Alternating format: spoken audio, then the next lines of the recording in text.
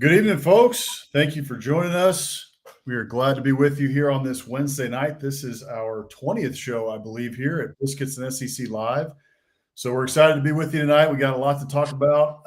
We're going to get into some early hot seat talk for 2025, as well as talk a little bit about what QB or QBs have the most pressure on their shoulders heading into 2025. So should be a whole lot of fun, a lot of a fun show here. Before we get into it, though, as always, sign up here for the Biscuits and SEC newsletter, the Morning Biscuits newsletter. You can go sign up for that at biscuitsandsec.com/newsletter. We've got all of the goings on around the SEC this morning. I was the one that wrote it, and we're talking a little bit about the SEC burnerverse, but barely at all because we should not talk much about that, whatever the heck that is going on there. And also talk a little bit about SEC baseball, SEC basketball, SEC softball. We touch on all of it. So all the goings on around the SEC that you need to know about in the Morning Biscuits newsletter, written by myself and by Hammer. We do it on Wednesdays during the off season, and then on Mondays and Fridays during the season. So we're excited to do that for you. We hope you'll sign up and follow along with us. Hammer, how's it going tonight? How's chilly Colorado? Good. Not too chilly today. We got up into the 50s, so sunny, feeling good. Snow's been melted for a while, so yeah, things are good. Speaking of the newsletter, before we hop into it, I did read it this morning, of course, as I always do, even when I don't write it. So thanks for sending that out there. I wanted to comment on the Jim Nagy, I don't know how you pronounce it, but being hired as the general manager for Oklahoma. It kind of just struck me because I've been following him for years now on social media with his role as the, I guess, commissioner, but basically he ran the Senior Bowl. Thought he did a great job with that. I feel like the Senior Bowl it's always been a big deal in draft circles, but it seems like the last couple of years it's become a bigger deal. I think it's a good hire. I'm a little surprised that they were able to reel him in. Only because we'll get to this later, but I think BV is squarely on the hot seat. Maybe they money whipped him. I have no idea what a GM at OU pays versus the director of the Senior Bowl, but I thought that was a really good hire. I mean, the guy knows college football. He knows how to evaluate talent. Seems like a good fit. I agree with that. I think it's really smart to point that out. And Jim, I'm with you. I've followed him for years on social media as well. Just love his insights going into the Senior Bowl, talking throughout the year about different players and what he's hearing from scouts about different players. So, the guy, he's got the pulse of college football in terms of, kids, how they're being evaluated by the NFL, different things of that nature. And I forget exactly who it was, but one of them this week, it came out, it might've been Bama, or I know the Bama guy, the GM there, he got a big raise a little while ago, but there was another one recently within the past couple of days where it came out that they're making $1.5 million just as a general manager, making $1.5 million a year. So I think that tells you money whipped. Probably there was a little bit of money involved to get them away from the Senior Bowl, but it just is another anecdote about where we're going in college football, and it's to become more like the pro model. In fact, Peter Nakos of On3 in the newsletter, I put it this morning, that he was talking about how the GM role with Nagy going into OU, how the plan was for him to hire out a staff like an NFL front office. So I think that's where we're going in college football, for better or for worse. That's where we're headed. I can't decide if I like it just yet or not. I don't think it's a bad idea. I think it's the smart thing to be doing, going, as a program in 2025. But that's where we're headed, towards the NFL model. Yeah, just to add on to that, two things. So just more on Nagy's background. I just pulled up a quick article. ESPN did a little write-up from Jake Trotter on the hire. Nagy was a scout for, it says, 2 decades in the NFL. And then he was interviewing for at least the Jets GM job this offseason. So, again, I think a great hire. I'm very interested to see. We'll touch more on this later, as I said before, but I wonder if there's any kind of assurances made to Nagy that hey, if things go south this year, you're still, like similar to an NFL franchise, right? Where I know a lot of times those NFL teams like to get synergy. They like to hire a coach and a GM at the same time. We're on the same page. However, when Brent Venables was hired, there wasn't a GM position. So this is a totally new thing. And I just wonder behind the scenes if they were like, hey, if things go south, like, we're not going to fire you, right? You being the GM for essentially less than a full calendar year would not be fair if we're going to make a move in November or December. And then when that, next coaching staff comes around, you can have input as a GM would in most NFL franchises that are run properly. Again, they're either kind of hired together or there's a GM who's been in place who has input because he wants to, work with someone that he's aligned with. So just something to keep an eye on. And I agree. I think it's the way that we're moving in college football specifically, because it's impossible not to have a GM or at least a personnel department right now that's going to keep up with the portal and all of that stuff with just the, essentially you have free agency twice a year. So. Yeah. And yeah, you're exactly right. How tied to the coach is a GM, in a program, because the programs these days, how are they run? The coach is essentially the CEO at a big time Power 5 school, Power 4 school. So that will be interesting to watch that as that develops over the next decade. Like you said, is the GM tied to the coach, or is the GM free of the coach, like you see in NFL circles? So, all right, let's move on here and let's go to the hot seat. We've got 6 coaches I think we want to touch on tonight, and then we'll get into a little bit of the QBs near the end of the show here. But first one we want to touch on, we can go right to Norman, and we can talk Brent Venables, who just hired his GM here. But Brent Venables here, he's going to be going into year 4, had a pretty good year 2 years ago where they won 10 games. With Dylan Gabriel as their starting quarterback. But then this year was rocky. 6-7, Jackson Arnold, all the drama there. Fire your offensive coordinator.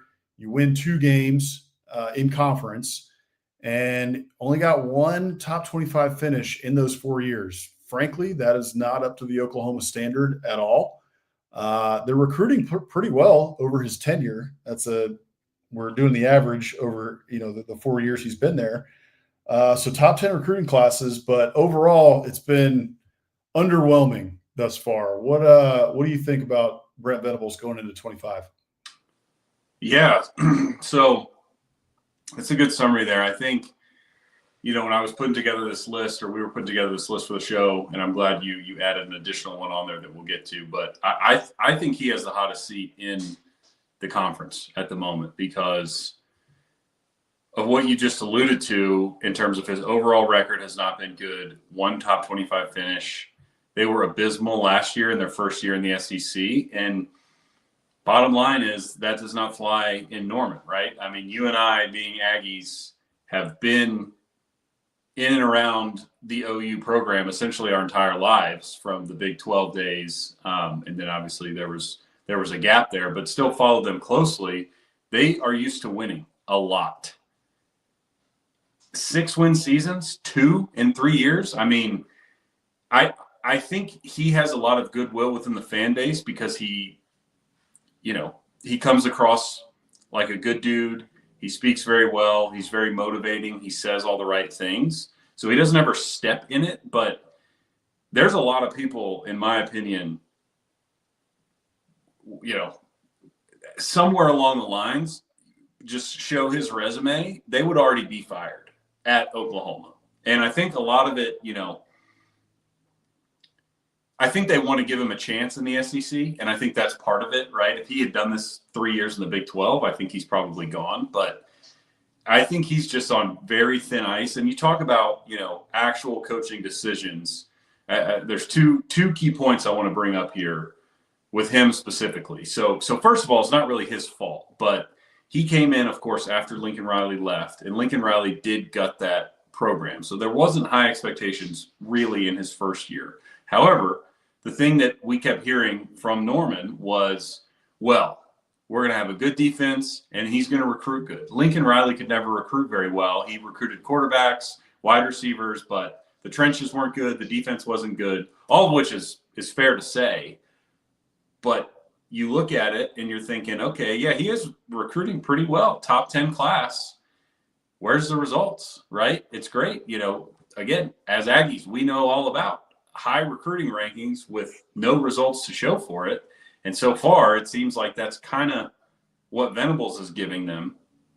I also don't think when they brought him in, just barely eclipsing a top 10 average is really what they were thinking, when they're touting his recruiting prowess. You're probably looking, hopefully, top 7, 6, 5 even on average with a school like Oklahoma, which he hasn't quite gotten to. And then we've talked about this all season, but the only thing I want to bring up on him is the Dylan Gabriel to Jackson Arnold. Just a bad decision.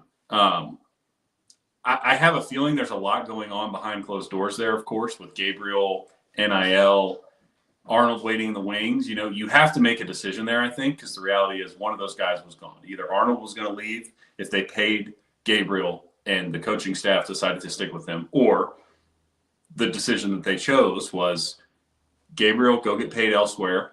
We're going to go with, the guy that we recruited that we think is the future.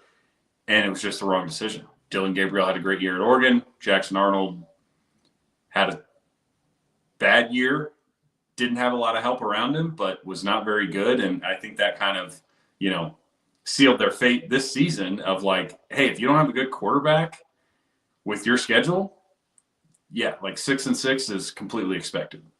I think that's right. I think you're also at a point where you're really similar to Florida recently, where you have a guy who you really like in terms of personality as a coach, right? Like, you were all excited about bringing him in because of the pedigree that he has and how well respected he is within coaching circles. If folks will forget this, but Billy Napier was up for the LSU job, right? And he came this close to getting the LSU job. Brent Venables has been up for every job that's been open for the last decade, for good reason, because of all those defenses that he was in charge of at Oklahoma and then at Clemson as well, multiple national championship winning defenses. So I think that there's a lot of goodwill built up there. However, it's teetering, right? I mean, we saw, I forget which game it was. It was one of the games late in the year where the stadium was almost empty by kickoff. We're talking about kickoff, and it was late in the year. I'm forgetting. There was pictures all over social media of it. We could go back and find it. But, it's not supposed to be that way in Norman. That place is supposed to be packed, right? So having it be like that at this point, 3 years in, now we're going into year 4 here. I'm just a little bit worried that the fans are about to throw in the towel, and that could happen very quickly. So I'm interested to see, though, what do you think? What does Brent Venables have to achieve next year in order to earn a 5th year? 8-4. Does 8-4 cut it? Do we have to win 9 games? Like, what is good enough in Norman to continue for another year? Tough to say. I think given their schedule, because it's the same as it was last year, flipping home and home, I think 8-4 probably gets it done. But even then, I'm not totally sure because, like I said, this is Oklahoma, right? Again, zoom out and say, okay, your head football coach goes, 6-6, 10-2, 6-6, 8-4. That guy's probably normally getting fired. So again, the circumstances may warrant him staying if he goes 8-4, but I do think 8-4, for me at least, I would have to think is the minimum. I mean, again, it's Oklahoma. They expect to win, and they expect it to come into the SEC and win. And if they go 6-6, 7-5 again, I just don't see. I don't see really what you would be looking forward to in terms of how it's going to get better. And one thing I'll add on that before I kick it back to you for that same question is in his, this is his fourth year. This will be his fourth coaching season. He's had 4 recruiting and portal classes beginning in 2022.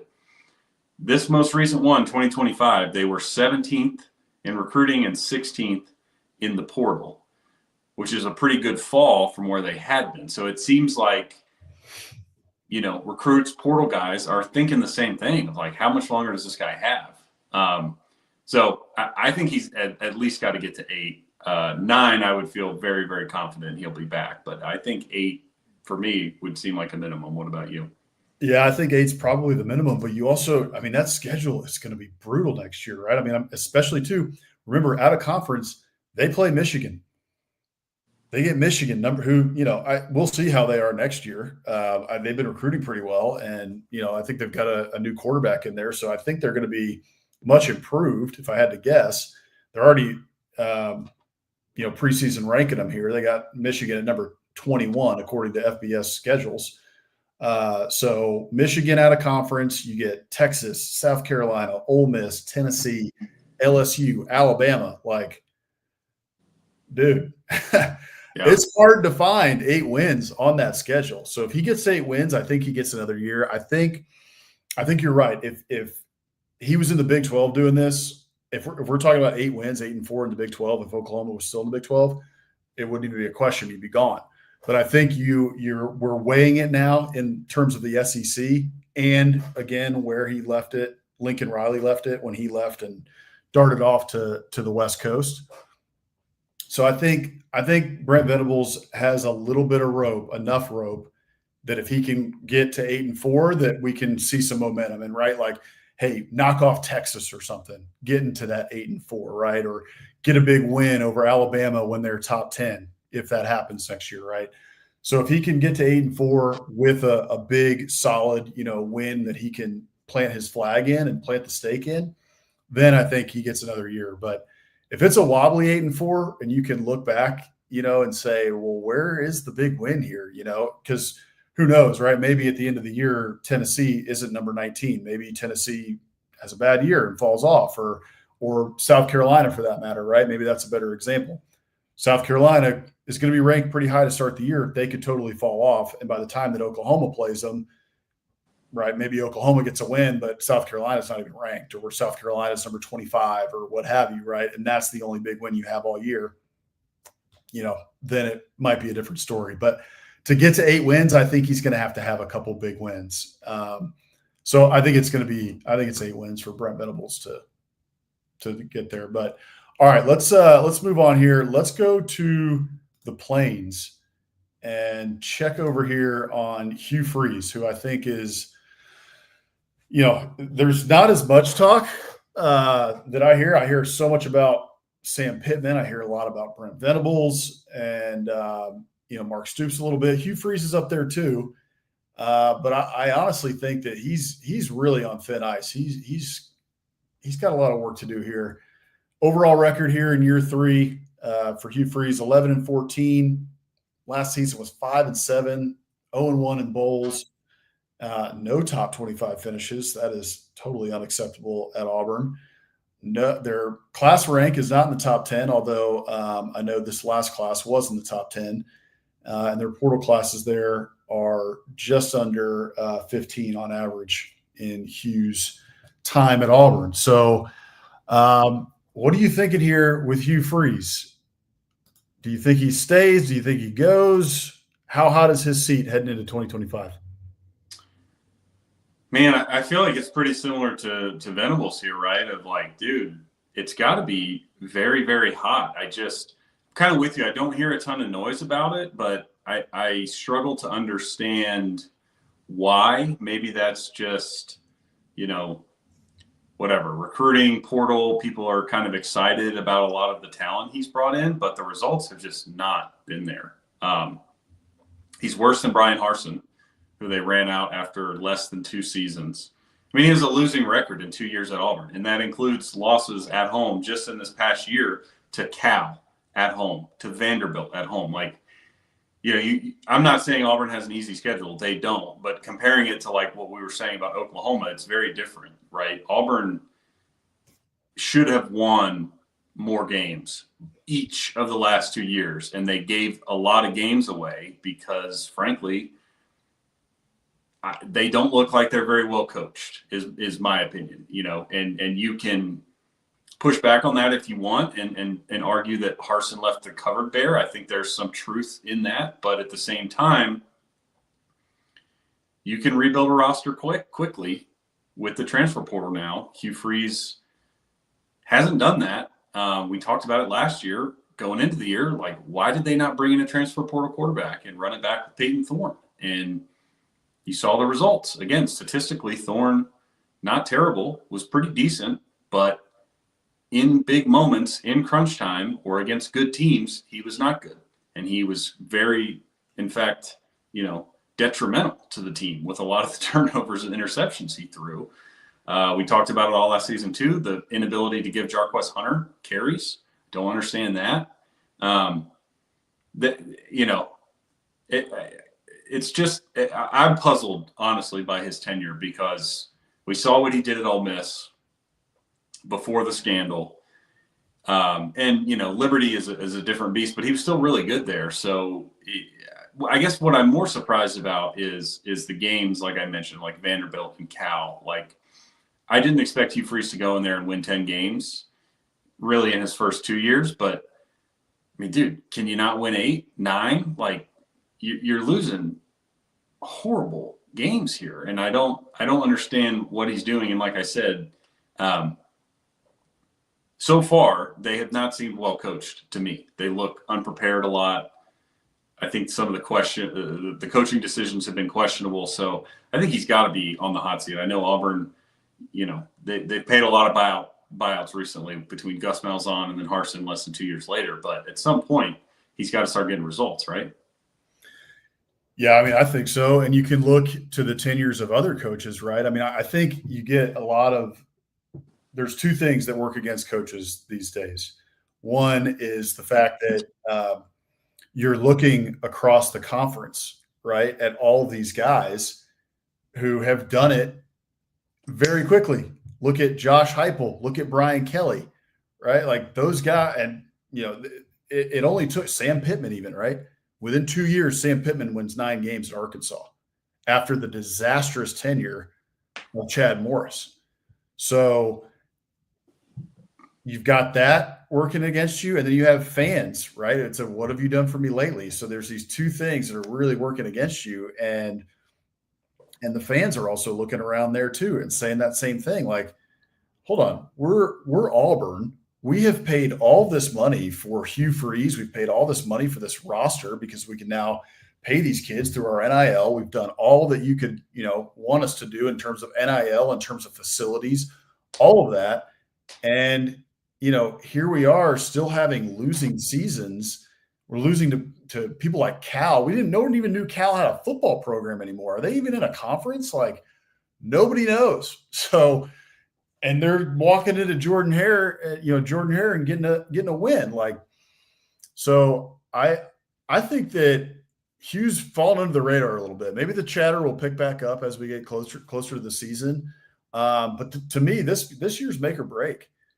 And I mean, we're talking about like Baylor early in the year. They get Baylor second week, August 30th, right?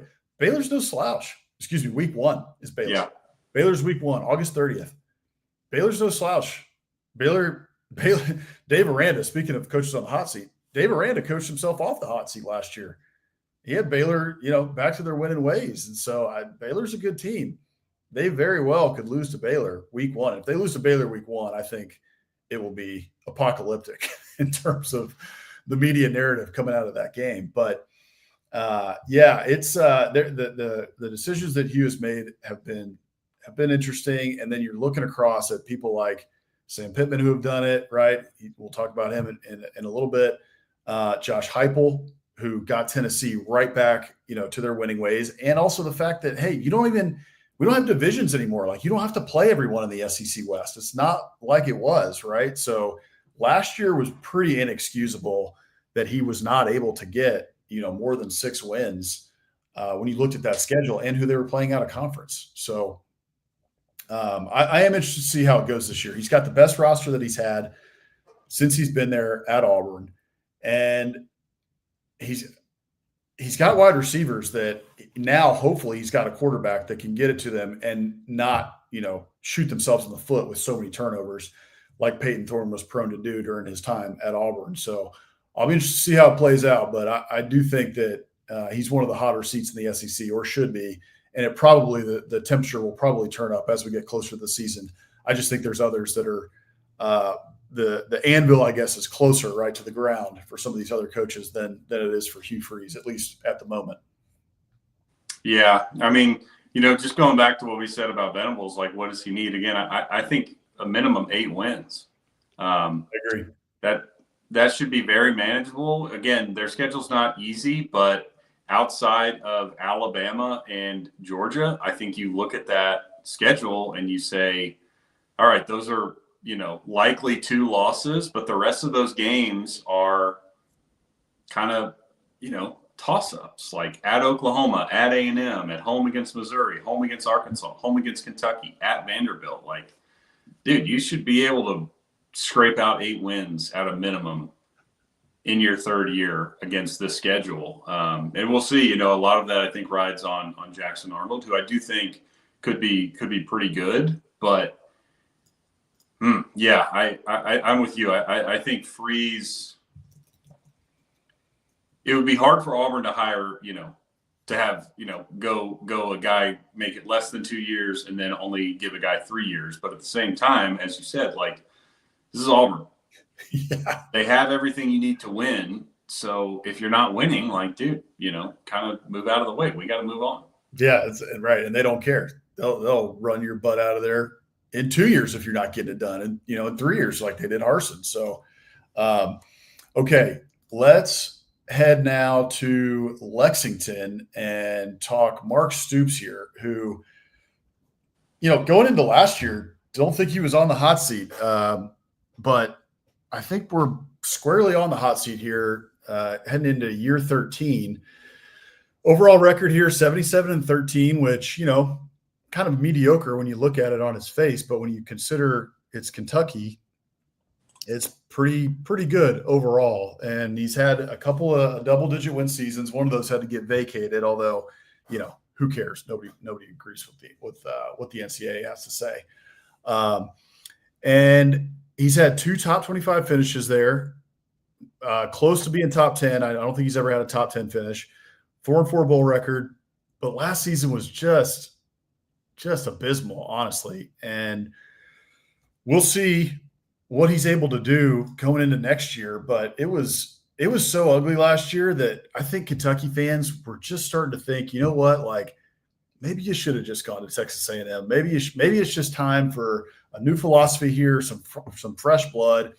And it just seems like the relationship has maybe run its course. And I think you brought up a good point last week, or maybe it was on the SEC After Dark show, about, you could kind of see the strain in what Mark Stoops was talking about in the press conferences last year.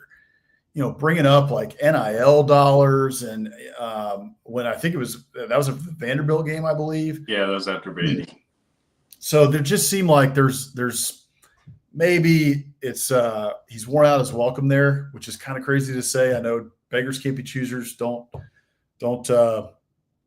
you shouldn't rest on your laurels and you should be thankful for what Mark Stoops has done there in Kentucky, because he's done a fantastic job. But maybe the relationship has run its course. What are you thinking here with Mark Stoops?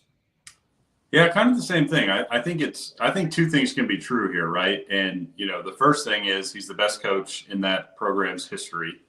He elevated the program. Now they also have elevated expectations. And I also think that's fine and true too. And I feel like, again, to compare this to the NFL, you see this a lot in the NFL where a guy is successful and does a good job, but the longer that he is there, in a lot of cases, like you said, just kind of wears out his welcome. The message starts to fall on deaf ears. I mean, that's kind of what it seemed like this past season. Again, the Brock Vandegrift thing was a swing and a miss that really hurt them. But, Vandegrift was not the only issue there. They had a lot a lot of issues, and it kind of just seemed like that team was not motivated, wasn't playing, like his message was falling on deaf ears. So, maybe he can turn that around in the portal, but I think it's just an interesting situation. And you brought up the press conferences stuff, which I thought was weird. I do think the flirtation with A&M hurt him because, it does sting for him. Obviously, he seems like wanted that job and got kind of the rug pulled out from under him after he felt like he had already gotten the job offer. So that's unfortunate, but any fan base is going to be mad about that after the fact, right? It's like, hey dude, you left and then got the rug pulled and now you're still here. So what exactly is going on? And so I think it's kind of fair from all sides. Especially because, again, he's been their best coach that they've ever had, but he's shown that you can win there, and he's created, a rabid fan base that wants to win, at least, right? Not at the highest level. Of course, they would love that, but as we've seen with him, win 8 to 10 games a year, you're going to be very much celebrated there, and it just seems like the last couple of years, in particular, last year.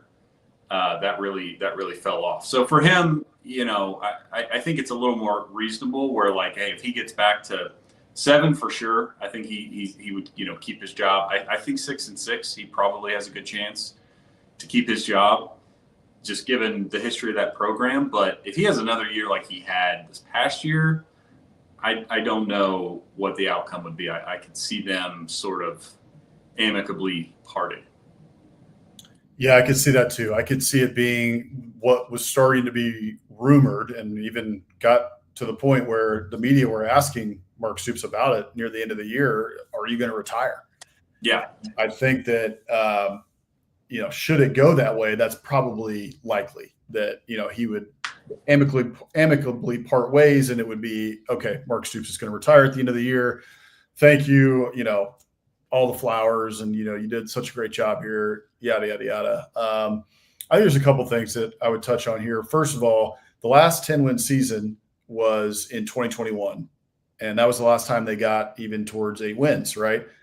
2022, they went 7-6, 23, 7-6, and 24, 4-8. So we're kind of like teetering, right? We're in the middle, and then we're starting to drop a little. Last year was just was really, really ugly. And it was, the Kentucky defense has been fairly stout for a number of years now. And they were pretty good last year at times. But then there were also times where they just, whoa, what happened there? Like the Florida game, they lose 48-20, get absolutely kicked in the nuts by DJ Lagway and the Florida Gators, who, were a decent offensive team on the year, but you don't expect them to put up 48 on Kentucky, a Kentucky team that held Georgia to 13. So there was kind of some odd stuff there. The biggest problem, I think, though, has been twofold, both on the offensive side of the ball. One has been the offensive coordinator. We can't get a consistent offensive coordinator and an offensive philosophy that has seemed to work over the last three years. And then couple that with the starting quarterbacks. We've now gone through a couple here who just didn't pan out as was expected. And at this point, Kentucky is just transfer portal QBU. They get one new one every year, and usually it's a grad transfer or somebody who's probably only going to be there for 1 year. And it's worked at times. Will Levis was overall pretty good, but Will Levis was there for 2 years. And so I think this one and done kind of quarterback thing is, we'll see. He's going to do it again this year, most likely with Zach Calzada being the starting quarterback. Yeah. Talk about him a little later. A lot riding on that kid's shoulders for Mark Stoops especially. But for whatever reason, they just haven't been able to put it together on offense and be consistent enough to win games. And part of that has been just some misses in the transfer portal with those quarterbacks. So they've had a good running game still, right? Like they've had good running backs, but that has also led these real serious struggles on offense have led to, they call it a brain drain, right? When a bunch of people leave a country or leave a city or what have you, because they should all be creating businesses and creating or whatever there, you have a player drain in Kentucky. You got a talent drain at Kentucky because kids are leaving because they don't see the benefit of staying there in terms of their, production and their potential prospects for the future. Dane Key and Barry and Brown come to mind from this offseason. Those kids are going to put up numbers.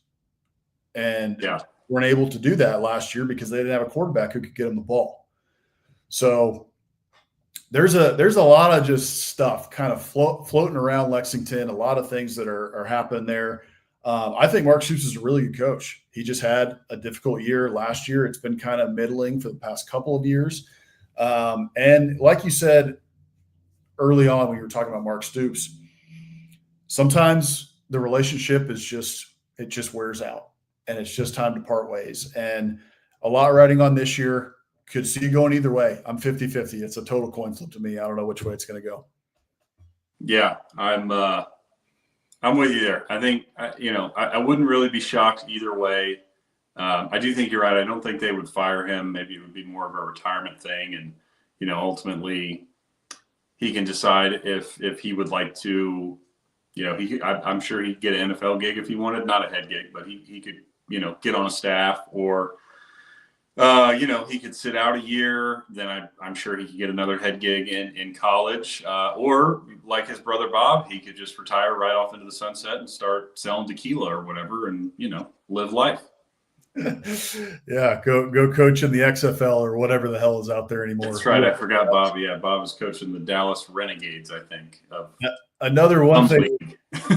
Yeah, the one thing I thought about as you were talking there is that I think the Texas A&M job, him flirting with that and taking it really before it got, rug pulled from him. To me, that's a signal that he also feels that this relationship is running its course. Yeah. And the fact that it didn't work out and he had to come back to the X is a little rough, but Kentucky was willing to take him back because it's the best looking girl at the ball that he could stay with, or that they could have, at least in their eyes at the moment. So, yeah, we'll see. A lot riding on this year for Mark Stoops. Okay, we got a couple more we need to touch on, and then we need to get to, at the end of the show here, the SEC QBs for 25 who we think have the most pressure, which we may could do just a whole show on that. But yeah, we may just kick that to next week. We'll see how we're doing. We might kick it, yeah. So sorry, folks, if you're really looking forward to that. We'll see. If we get to it, we get to it. Otherwise, we'll spend a whole show on that next week. So, okay, Sam Pittman here in Vietnam. 30-31 overall record. We're heading into year 6. Last year was 7-6. Bowl record overall, we're 3-0. One top 25 finish. He finished number 21 in 2021. That was the 9-4 season where they kicked the snot out of Texas. And average class rank here, 27.5. And the portal class is 16.5. So having a little trouble there on the recruiting trail, which usually spells doom for a program. But I love Sam Pittman, and I love fits. When someone fits at a program like a glove and they're able to make it work, I absolutely love that. I think about the olden guys, like Bobby Bowden at Florida State, or Joe Pa at Penn State, or Woody Hayes. Like, I love those guys that fit a program, that mold that program to, how they are and from their personality. And then that program takes on their personality, and that reverberates throughout history. I think that there's, guys in the modern game who could do that. Sam Pittman is one of those at Arkansas. The guy just fits Arkansas. Everybody loves him in terms of his personality. It's just, we got to get it done on the field. And we're not getting it done on the field, at least the last couple of years. So what are you thinking here going into 25 for Sam Pittman and the Hogs? Yeah, this is a very interesting one. I totally agree there. Like, he is as good a fit as you could get in Fayetteville. Does seem like a genuinely good dude, who's in it for the right reasons, quote unquote. Of course, he gets paid handsomely for doing that, but he seems like, the type of guy that would coach high school ball if that's what it came down to. This one is tough because it's similar in a lot of ways, I think, to what we just talked about with Stoops, not in the fact that he's the best coach they've ever had or he's elevated the program, but just that maybe the relationship has worn out, because I think from Pittman's perspective, you see it a lot in his press conferences. He seems kind of like tired at times of like, man, it looks like he thinks he's doing a pretty good job and he's not getting a lot of appreciation. Which I think, again, if you're an Arkansas fan, I'm not here to tell you he's doing a great job and you should settle for what he's accomplished. 30-31 is not great. But that's kind of what it seems like at times from the outside looking in, is like Pittman is working his butt off. He's had some highs, some lows, and they've sort of settled now into more of a middle ground, let's say. And people want more. And he kind of seems like he's running thin a little bit there with just his patience for that. But it's just one of those things again, like at some point, good guy, good coach, whatever your credentials are, like you got to start getting results. And 6-6 seasons only get you so far in Fayetteville. I mean, just ask Brett Bielema, who's gone off and done great at Illinois, right? I think Bielema was a good coach at Wisconsin. He had some decent years at Arkansas, but ultimately couldn't get it done, got fired, and now he's successful. So he's a good coach.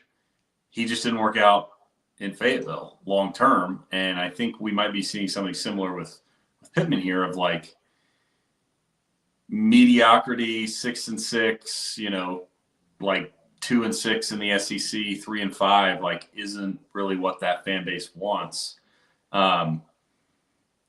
One thing too, I do want to point out on Pittman that scares me is the portal exodus that we saw this year. Seems like a lot of guys either were just frankly unhappy, maybe they could get more money elsewhere. I'm not privy to that kind of information, but again, when you see something like that with a coach who's on the hot seat, from the outside looking in, it appears a lot of those guys also think he's on the hot seat and are abandoning ship before the crash. So a lot riding this year on Talon Green, Bobby Petrino to really mesh. And they could. I think Talon Green is athletic. He's got some skill, some potential. Maybe year 2 in the system, there's a jump. But I think they need some help. And I think another 6-6 year for him, I don't know if that gets it done. I think he might need to get to 7 to keep his job. What do you think? I mean, I think it's a minimum 7. I don't think everybody in the SEC wants to be, if they want to be Alabama or LSU, right? Everyone views themselves on that level, whether they have the money to compete at that level or not. Everyone wants to be that. And that's totally fair. I'm not even saying that's wrong. Everyone should aspire, to be a college football playoff level team. That's why we play the game. We play to win the game, right? Like that's the whole point of this thing. And so I understand why Arkansas has those viewpoints that they want to get there. But not everybody can be those guys, right? And so, again, like you said, I'm not saying Arkansas needs to settle for mediocrity. So if he gets to 7-6, like would I fire him? I don't know if I would. Probably not. But the Arkansas fan base, they expect much more than that. They want to be back to the Bobby Petrino days.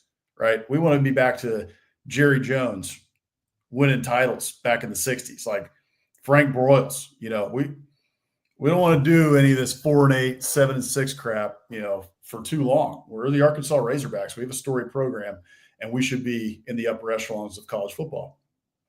And so I don't know if 7-6 gets it done. I think you might have to get to 8-4. I think the fan base at this point, like you said, I think both sides are starting to get tired of each other. Which is sad because I agree with you. You can see it in Pittman in his press conferences. I think he loves Arkansas and he really wants to be there and he wants to do the best that he can for that state. I love the way that Sam Pittman talks about Arkansas in those terms, right? He's always connecting the football team to being the pride of the state, which is I think great, and lost a lot of times in modern college football where the expectation levels are so high and the media attention is so high. A lot of people forget to just like bring it back down to the level of like, hey, this is about your state, and we love all the people in this state, right? And the name across the front of your jersey represents, what this state is about, and all those people who come to watch you play in stadium and watch you on TV, right? Like that's what we're playing for. So I love all that stuff about Sam Pittman, but then you're seeing, him in the press conferences being a little bit tired, and then the fans putting up billboards right on the highway coming into Fayetteville, so that everybody sees it on a Saturday coming in before a football game, basically like, hey, we love you, but it's time to go. That was unfortunate to see last year. And I think we've had now 2 straight years. So I just looked this up. 2 straight years. Last year, 23 commitments out of the portal. This year, 22 commitments out of the portal. That tells you that there's a lot of people going out, right? And we have to backfill to get our roster to where it needs to be. So, and with that too, we're talking about last year's class was number 26 in the portal. And then this year's, I believe, was better. 17 this year. 17. Okay. It's pretty good. It's good. Is that where Arkansas wants to be? Is that going to be enough to get Arkansas to 8 wins? Is that going to be enough, right? I have my doubts. Yeah. Well, I have my doubts too in looking at their schedule because, of course, SEC play is always going to be tough. I mean, if any year Arkansas is 4-4 in SEC play is a banner year, recently at least. Yeah, they're typically 2-6, 3-5, 1-6, whatever, 1-7. As of late, at least. They're two of their out of conference games are cupcakes. Then they host Notre Dame, and they go to Memphis. So I don't know who scheduled that, but they're playing a road game at a G5 Memphis, who's not a slouch. Nope. And Notre Dame at home is going to be very tough. So finding 8 wins in that schedule will not be easy. And I totally agree. I mean, if he can get to 8, like, oh my gosh, absolutely, that would warrant him staying. But it's going to be tough. Yeah, it is, without a doubt. So rooting for Sam Pittman. We'll see. He's got a lot of work ahead of him, especially with, again, breaking in a lot of transfers and losing, kind of like that talent drain at Kentucky. We got a talent drain going on in Fayetteville as well. Losing folks like Luke Haas is not something you want to be doing every year. They had 31 guys hit the portal after the season. So yeah, that's tough. So okay, quickly here we have a sponsor. First sponsor for the Biscuits and SEC live show. That is the Steer Agency. We are presented by the Steer Agency.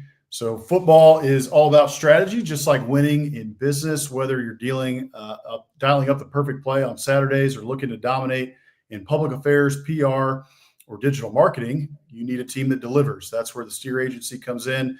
They craft winning strategies that get you seen, heard, and ahead of the competition. Don't just play the game, control it.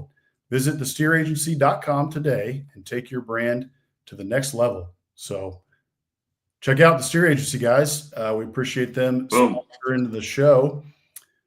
And, okay, let's get into the next one here. Billy Napier down in Gainesville.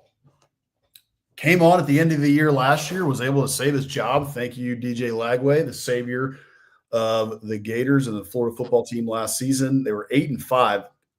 Most people around the country could not believe they got to 8-5 last year, but they did.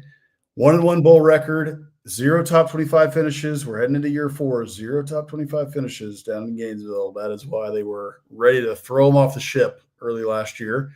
Average class ranking 13th, and then our portal class rank is 32.25. So not too active in the transfer portal here. He's had a lot go out over the past couple of years, but not bringing in a whole lot. Yeah, that just to barge in real quick. So that is heavily weighted due to this year's portal class. So the 2025 portal class was ranked 88th. They only got 5 commitments. previously his prior 3 was ranked 19th, 16th, and then 6th last season. So do with that what you will, Gator fans. Billy Napier, not very aggressive in the portal this year. I think that could either mean he's content, happy, excited about what he has, or could spell very bad news, similar to what I was saying about, Arkansas or Kentucky, like guys kind of jumping ship before it crashes. There might be a lot of people that are in the portal that look at Florida and say that ship looks like it is sinking. But I don't know. I don't really think that's the case with Lagway. I feel like he's the type of guy that folks might want to come play with. So I think it's probably more of the former, in that he's happy with his roster and what he has. But either way, interesting strategy, bold strategy, Cotton. We'll see if it pays off. Yeah, I would say that. I would think that they need some help at wide receiver and just some more weapons for DJ Lagway to be thrown to. I don't know. I will admit I don't know exactly all the depth of Florida's roster here. Talking here early in the offseason, they did get J. Michael Sturdivant from UCLA. He's a 4-star wide receiver. So, but that's one. By the way, they also got Harrison Bailey, former Tennessee, UNLV, Louisville quarterback, who's now at Florida apparently. But yeah, so with Billy Napier, I mean,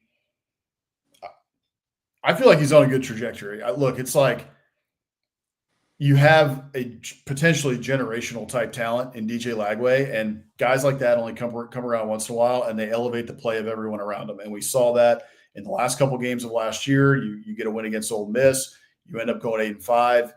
You had DJ Lagway on basically one leg for a couple of games, and he's still winning ball games. So with somebody like DJ Lagway, I don't care who else is on the team. As long as you got a decent offensive line and you can protect him and keep him healthy, I think you have a pretty good chance in most games.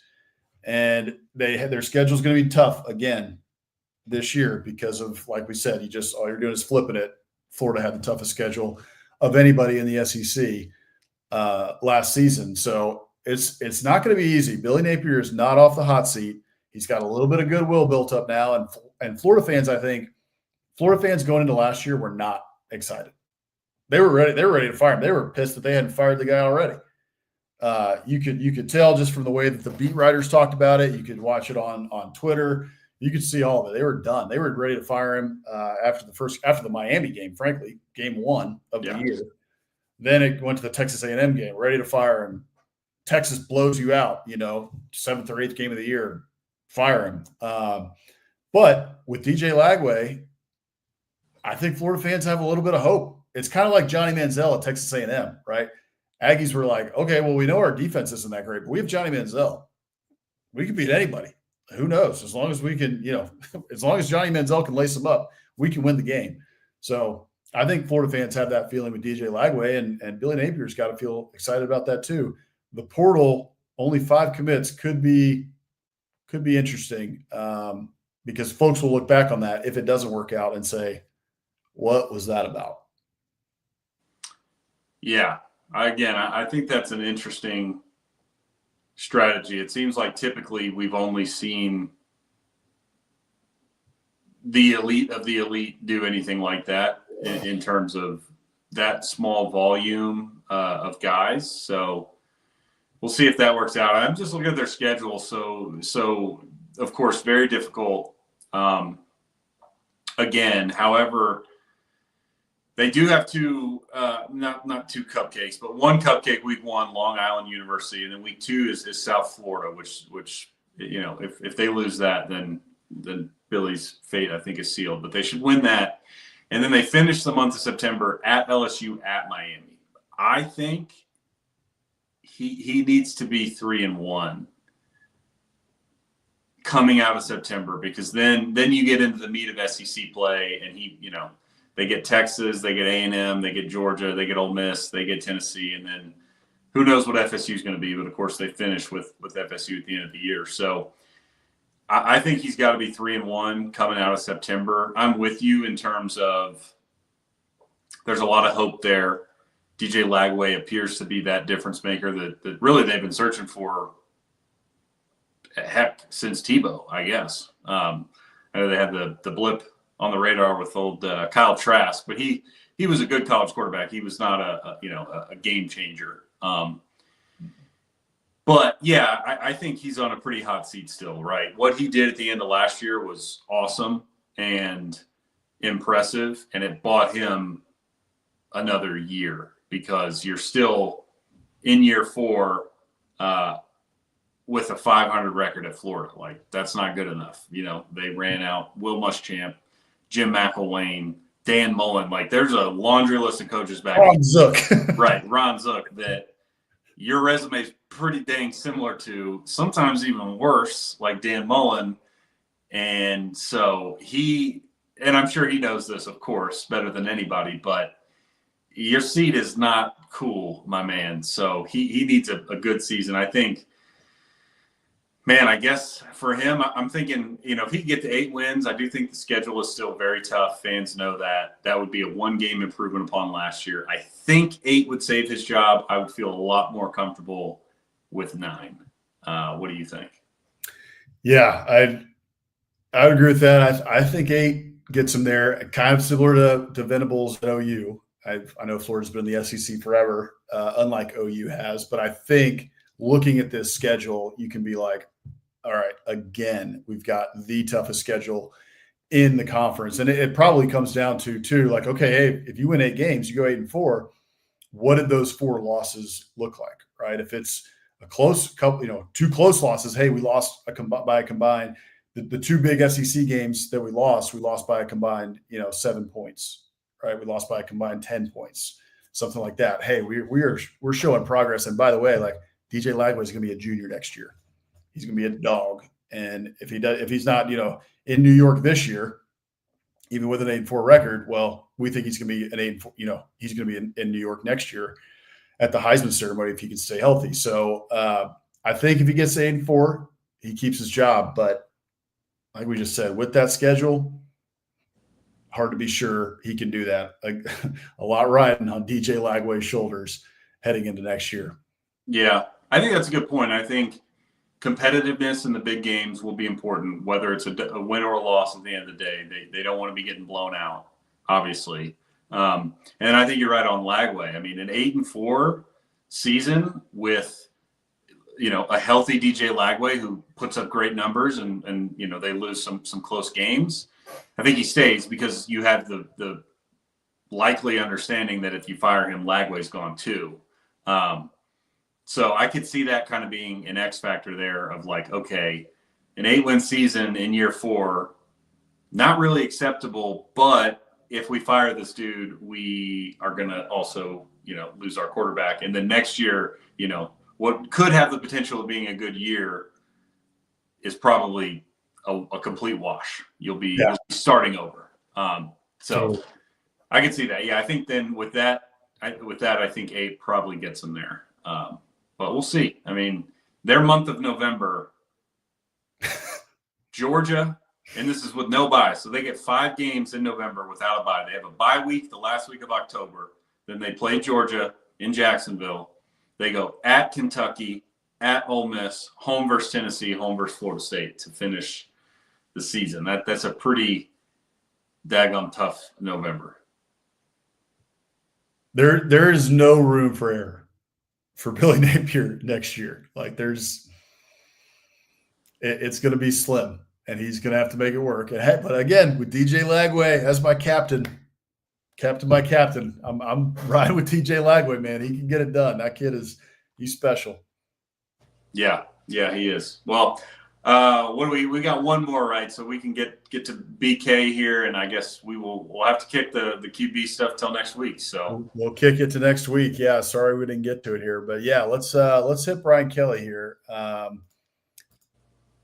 So year 4, we're heading in. I'm not necessarily even saying that Brian Kelly's on the hot seat, but I do think it's worth discussing because he's got a 29-11 record, 9-4 last season, 2 top 25 finishes, portal class rank 12.75, average class rank 8.5.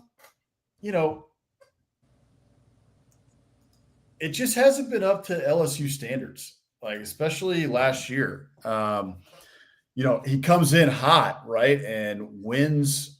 Gets to the SEC championship in year one, and gets a Heisman out of Jaden Daniels, but frankly wastes Jaden Daniels because of that defense and how atrocious that defense was. And then another egregious mistake, doesn't really shore that up in the transfer portal that following year. And the defense still is bad. And then they're bad again this year. Like it did that I think was an egregious mistake, and probably why we're sitting here talking about this today. And now you also have to add on the fact that Brian Kelly's look, we all know that the expectation at LSU is championship or bust, pretty much, right? But we all know that, but you don't necessarily have to say that out loud at a press conference. So now he's adding even more expectations, especially after you go, I don't know what were they this year? What do we say here? Were they 8-4 with a bowl win?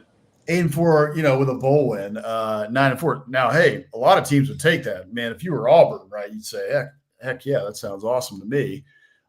Sam Pittman, right? If you're at Arkansas, 8-4 with a bowl win, 9-4. Hey, we loved that in 2021. We would take that again, but not at LSU. LSU is a different place, and LSU expects to be winning championships. They expect to be going to the college football playoff. So it's worth talking about him because that defense has to get better or it ain't going to happen. And LSU fans are not too patient.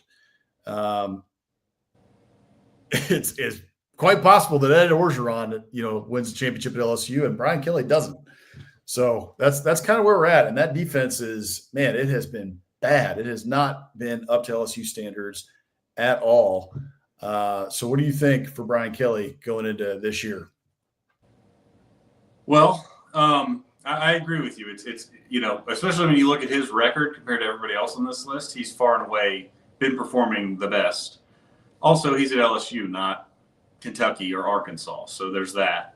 I'm kind of with you, though. I mean, look, correct me if I'm wrong, LSU fans, leave a comment. I believe I can't remember if it was the Alabama game that they got blown out in Tiger Stadium, or it was a couple weeks later against Vanderbilt, which they ultimately won, but they were losing. They were chanting, "Fire Brian Kelly." So, again, this is a Scott Woodward hire, as we know in Aggies, meaning he's getting paid a boatload of money and it's all guaranteed. So the buyout is gigantic. I don't think the administration is quite to that level yet, but the fan base is there. I mean, they were chanting "Fire Brian Kelly" last season. So the locals are restless. And I think it's kind of what you hit on before, right? Like, he gets there. He brings in Jaden Daniels from Arizona State. They go to the SEC title game, have a great first season. 10-2, I think, regular season, and then they, lose to Georgia. And I don't know what they did in the bowl game. But the reality is, in a 12-team playoff, they're in that season. So, the format we have now, they would have made the 12-teamer. But the last 2 years, I don't know how else you can categorize them other than a disappointment. I mean, Jaden Daniels comes back after going to the SEC title. He wins the Heisman the following year, and they go 9-3 because their defense is terrible. Oh, by the way, it doesn't really help Brian Kelly's case, I don't think, that Jaden Daniels lit up the NFL this year, Malik Neighbors lit up the NFL this year, and Brian Thomas lit up the NFL this year. So LSU fans and everybody else is looking around like, hold on. All three of those dudes were on the same team in college, and they went 9-3. Like, what? So, and we've talked about this too, and I do think this plays into it a little bit. There's also just I don't know if it's a mentality or just a style that seems to fit LSU.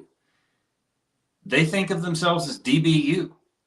Mm-hmm. I mean, they can't defend the pass under Brian Kelly in 3 years. Where are the defensive backs? Where are the D linemen, right? I mean, they have a storied history, at least since Saban got there, of high-level defensive linemen and linebackers. LSU has always had studs at linebacker. And they just haven't. What's his name? Whit Weeks. He might be that guy. He was okay this year. He had some kind of flash plays, and then I think if you're, a real film nut, you could point out quite a bit of plays too, where he's just completely out of position and totally misplays it. And Marcel Reed or Jalen Milroe is running the opposite direction because he's coming balls to the wall, crashing down, on the run. They can't stop the run. So I say all that to say LSU has not been able to run the ball in 3 years under Brian Kelly, and they have not had a good defense. That I don't think what's the right word here? I don't think that fans like that.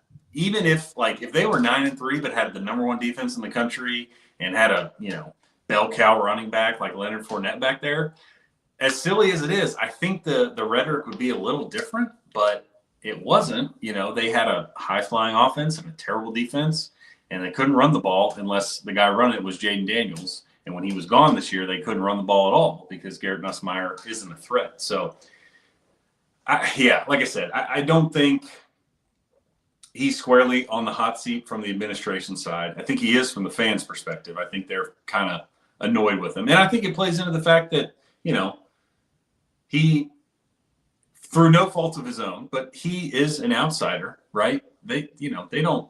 Yep. They have no ties to Brian Kelly. They have no goodwill built up toward him. He is a Yankee, for lack of a better term, and he's not living up to the standards. So they have no problem throwing that guy to the trash heap.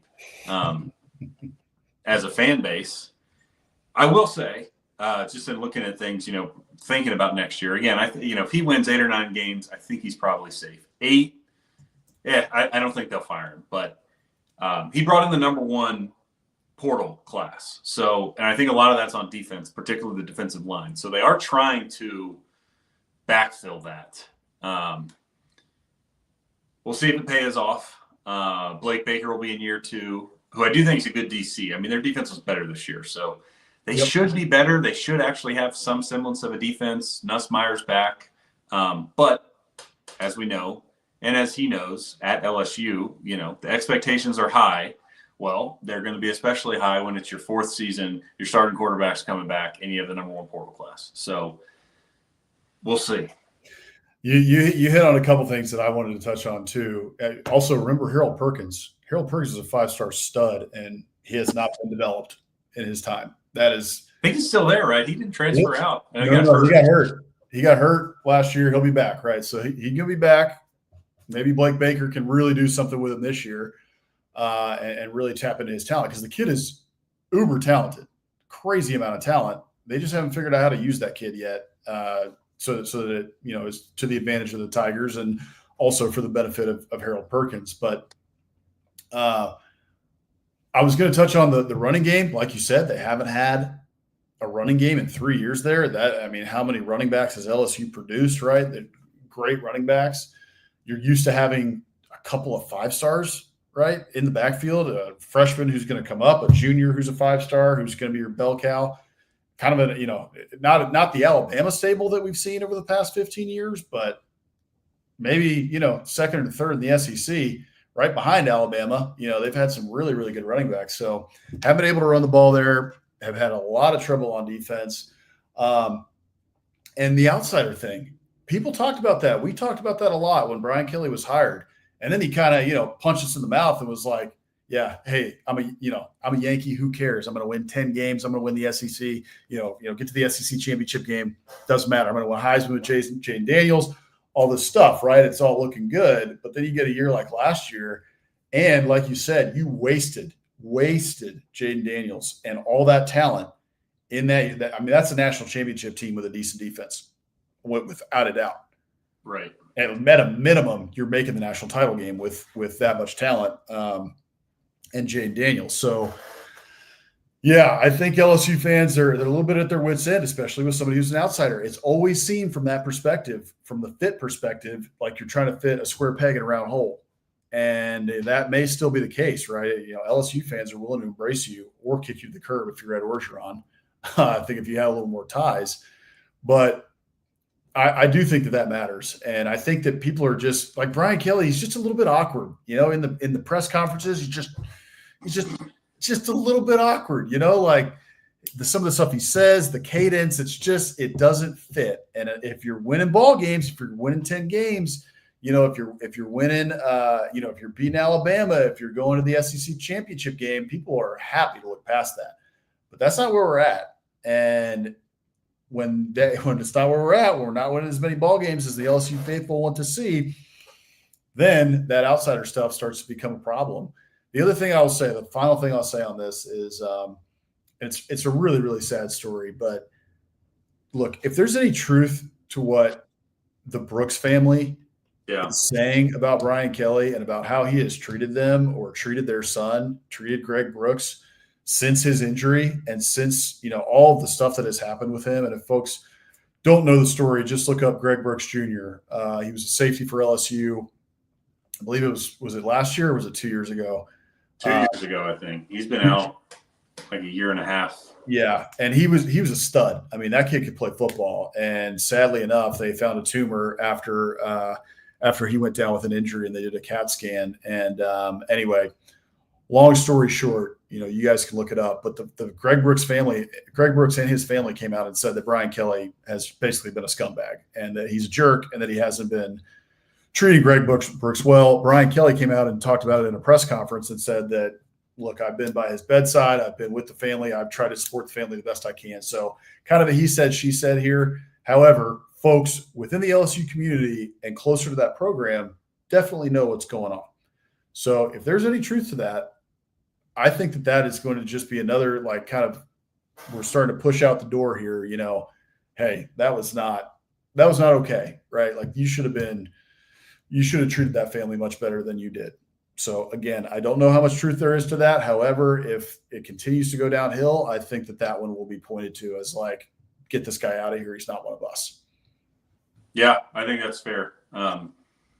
Yeah, I would agree. I think, there are probably very few people that know the true story, but the people that do are likely involved with the LSU athletic department at a high level. So, if things turn sour, that could easily be something that, they pull out of their back pocket and say, and oh, by the way. Yeah. Yeah. You acted like a total jerk in this situation. So, yeah. Okay. That I think will do it for us tonight. We were not able to I will preview this really, really quickly here. This is what we're looking at, the SEC QBs for 2025. There's a couple battles in here. You got the Georgia battle. You got the Alabama battle. But for the most part, it seems like most of these quarterbacks are set in stone with some of them, their new programs, and some of them returning, like a Taylor Green at Arkansas.